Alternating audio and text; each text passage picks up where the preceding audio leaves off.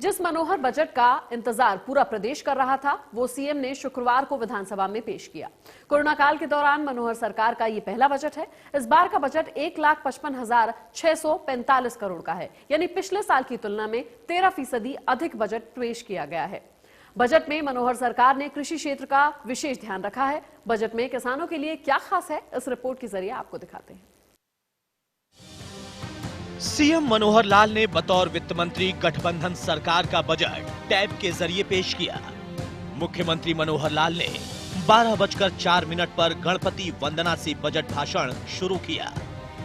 Budget भाषण 2:38 पर खत्म हुआ, यानी बजट भाषण 2 घंटे 34 मिनट का रहा। भाषण शुरू करते ही मुख्यमंत्री ने कहा कि ये बजट राज्य के सांसदों, विधायकों और तमाम वर्ग के लोगों के सुझावों के आधार पर तैयार किया गया है। प्रदेश को विकास की दिशा में आगे बढ़ाना इस बजट का मुख्य उद्देश्य है। सीएम ने बजट में कृषि वर्ग का खास ध्यान रखा है।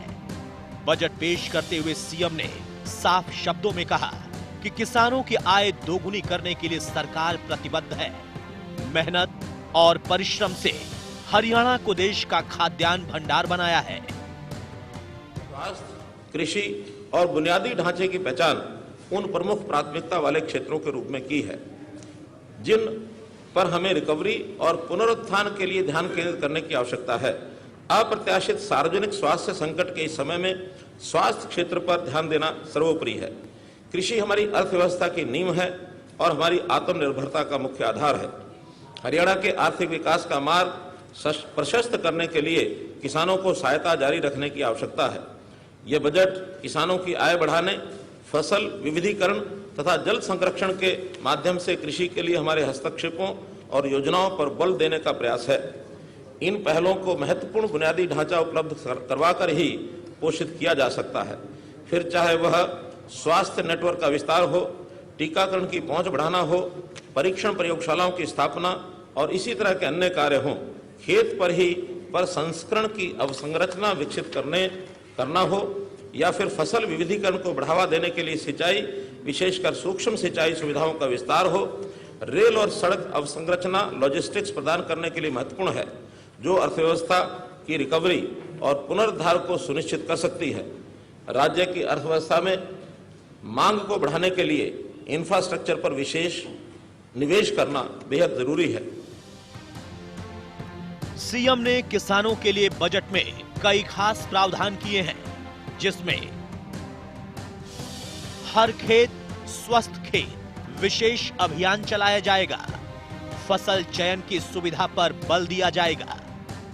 अप्रैल 2021 से मृदा नमूनों का संग्रहण और जांच बड़े पैमाने पर किसानों के घर जाकर मृदा जांच सेवाएं उपलब्ध करवाएंगे। मंडियों, सरकारी भवनों में 17 नई स्थैतिक मृदा जांच प्रयोगशालाएं खुलेंगी। 59 मिनी मृदा जांच प्रयोगशालाएं स्थापित होंगी। 115 राजकीय वरिष्ठ माध्यमिक विद्यालय और महाविद्यालयों का चयन। इसके अलावा सीएम ने भूमि सुधार को लेकर और जोर दिया। साथ ही फसल खरीद के आंकड़े भी पेश किए, जिसमें 2021-22 में कम से कम 1 लाख एकड़ भूमि सुधार का प्रस्ताव। मार्च 2021 तक 500 किसान उत्पादक संगठन स्थापित करने का लक्ष्य। 486 किसान उत्पादक संगठन बनाए जा चुके हैं। मार्च 2022 तक 1000 संगठन स्थापित किए जाएंगे। 2020-21 में 74.01 लाख मीट्रिक टन गेहूं खरीद हुई। 2020-21 में 7.49 लाख मीट्रिक टन सरसों की खरीद। 2020-21 में 56.07 लाख मीट्रिक टन धान की खरीद। 2020-21 में 7.76 लाख मीट्रिक टन बाजरे की खरीद। 2020-21 में खरीद के लिए 29,950 करोड़ का भुगतान किसानों को किया गया। अन्य हितधारकों को भी करीब 1,800 करोड़ रुपए का भुगतान। सरकार किसानों के कल्याण के लिए लगातार प्रयास कर रही है। यही वजह है कि कृषि क्षेत्र के लिए पिछले बजट की तुलना में इस बार काफी बढ़ोतरी की गई है। है कि उन विशिष्ट क्षेत्रों को प्राथमिकता दी जाए जो विशेष रूप से संकट के समय अर्थव्यवस्था में उछाल के लिहाज से अति आवश्यक हैं। हमने स्वास्थ्य, कृषि और बुनियादी ढांचे की पहचान उन प्रमुख प्राथमिकता वाले क्षेत्रों के रूप में की है जिन पर हमें रिकवरी और पुनरुत्थान के लिए ध्यान केंद्रित करने की आवश्यकता है। अप्रत्याशित सार्वजनिक स्वास्थ्य संकट के इस समय में स्वास्थ्य क्षेत्र पर ध्यान देना सर्वोपरि है। कृषि हमारी अर्थव्यवस्था की नींव है और हमारी आत्मनिर्भरता का मुख्य आधार है। हरियाणा के आर्थिक विकास का मार्ग प्रशस्त करने के लिए किसानों को सहायता जारी रखने की आवश्यकता है। यह बजट किसानों की आय बढ़ाने, फसल विविधीकरण तथा जल संरक्षण के माध्यम से कृषि के लिए हमारे हस्तक्षेपों और योजनाओं पर बल देने का प्रयास है। इन पहलों को महत्वपूर्ण बुनियादी ढांचा उपलब्ध करवाकर ही पोषित किया जा सकता है, फिर चाहे वह स्वास्थ्य नेटवर्क का विस्तार हो, टीकाकरण की पहुंच बढ़ाना हो, परीक्षण प्रयोगशालाओं की स्थापना और इसी तरह के अन्य कार्य हों, खेत पर ही संस्करण की अवसंरचना विकसित करना हो या फिर फसल विविधीकरण को बढ़ावा देने के लिए सिंचाई, विशेषकर सूक्ष्म सिंचाई सुविधाओं का विस्तार हो, रेल और सड़क अवसंरचना लॉजिस्टिक्स प्रदान करने के लिए महत्वपूर्ण है जो अर्थव्यवस्था की रिकवरी और पुनरुद्धार को सुनिश्चित कर सकती है। राज्य की अर्थव्यवस्था में मांग को बढ़ाने के लिए इंफ्रास्ट्रक्चर पर विशेष निवेश करना बेहद जरूरी है।